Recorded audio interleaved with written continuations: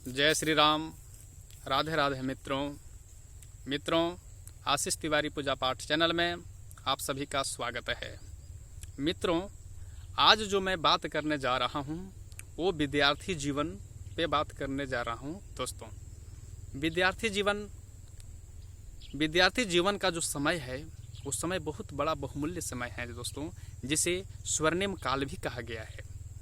कहने का मतलब है कि विद्यार्थी जीवन का जो समय है वो समय बहुत बहुमूल्य है, सोने से भी महंगा, हीरो से भी बहुमूल्य है।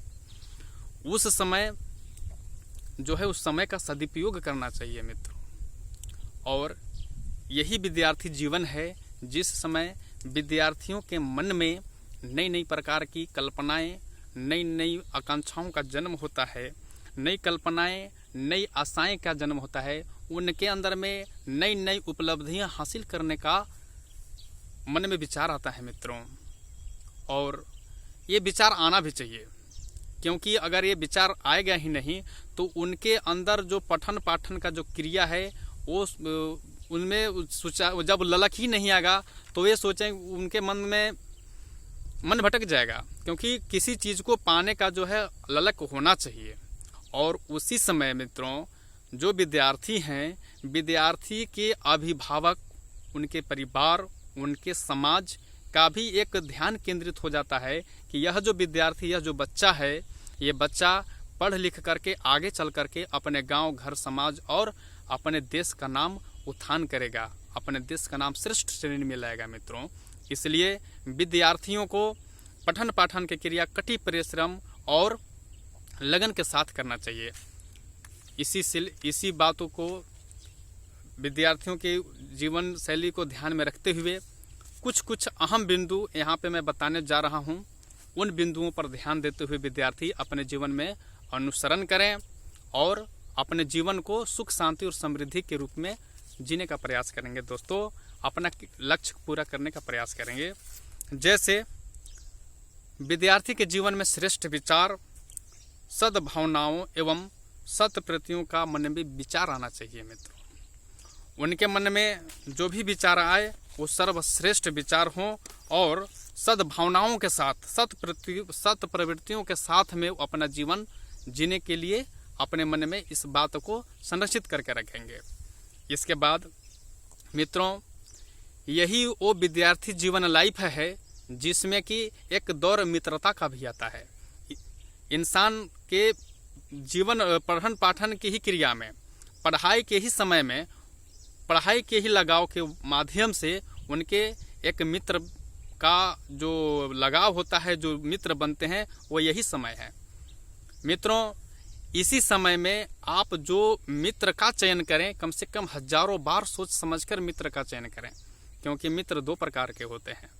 एक मित्र होते हैं जो सच्चे मित्र होते हैं और एक मित्र होते हैं जो गलत संगत वाले मित्र होते हैं, जिसे बुरे मित्र भी हम बोल सकते हैं। यहाँ पे वो आपकी संगति को भटका सकते हैं।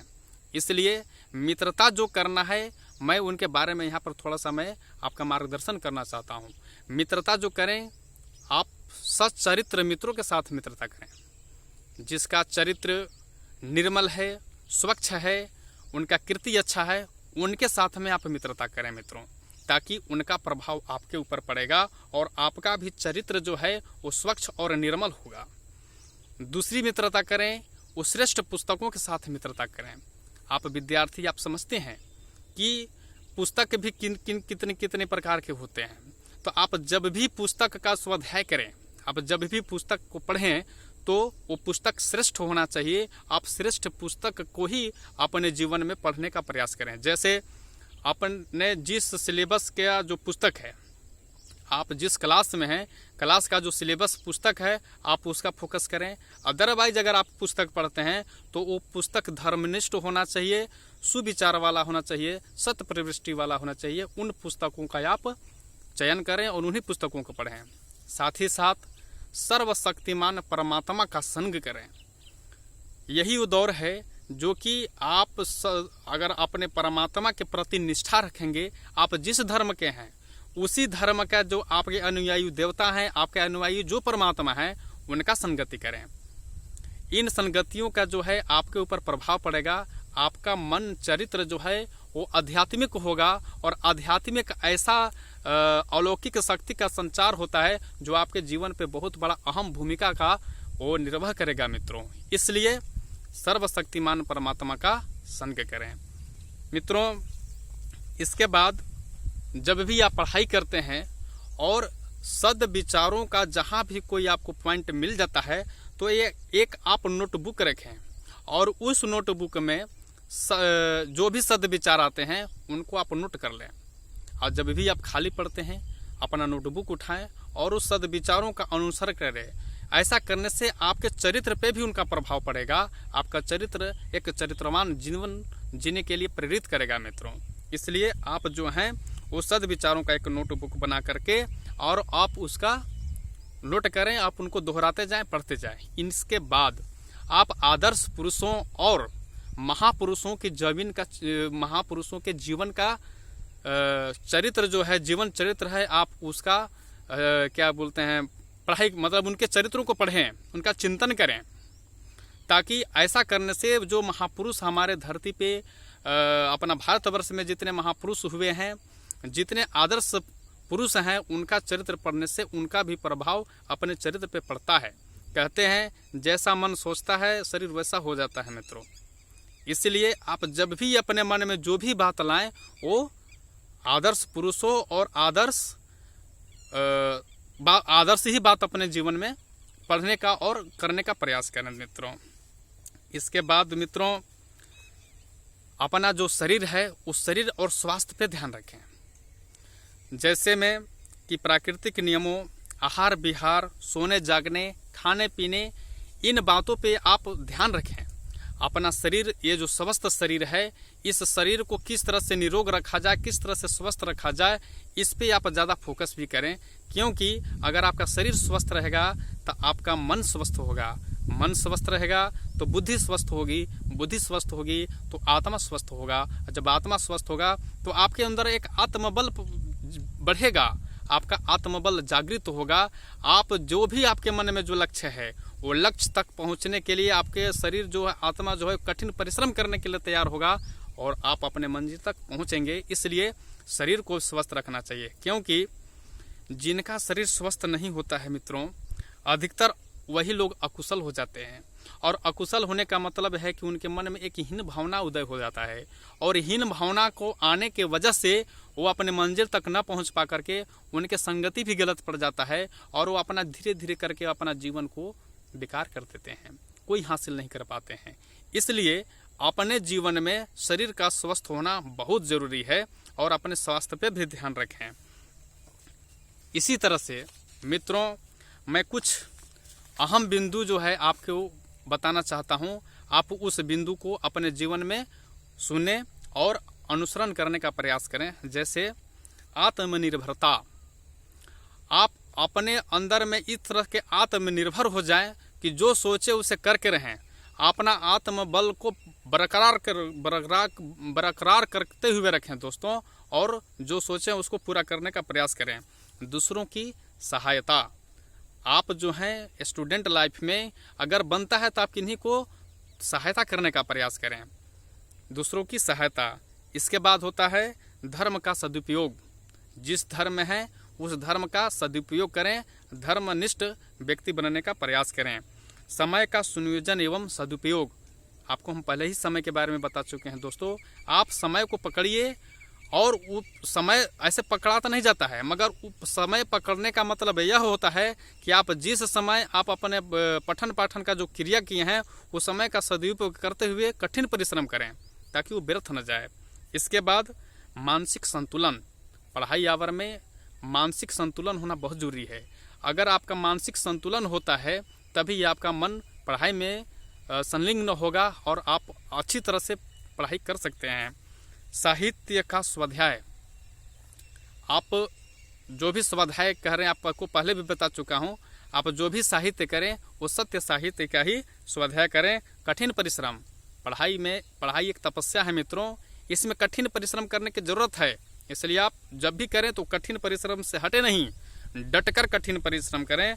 और दृढ़ संकल्प, आपके अंदर में जो लक्ष्य है जो प्राप्त करने का वो दृढ़ संकल्प होना चाहिए, उससे तनिक भी ना भटकें।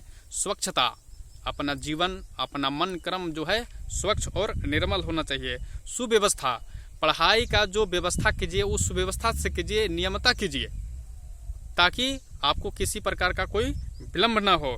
इसके बाद आता है सुसंगति। जैसा कि आपको पहले बता दिया संगति कैसे करना है, इसलिए सुसंगति होना बहुत जरूरी है।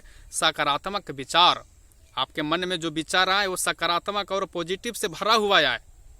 इस तरह से आप सकारात्मक विचार को करके रखें कि अगर कोई भी चाहे तो आपको विचार को हटा ना सके, डिगा ना सके, इसलिए सकारात्मक विचार होना बहुत जरूरी है।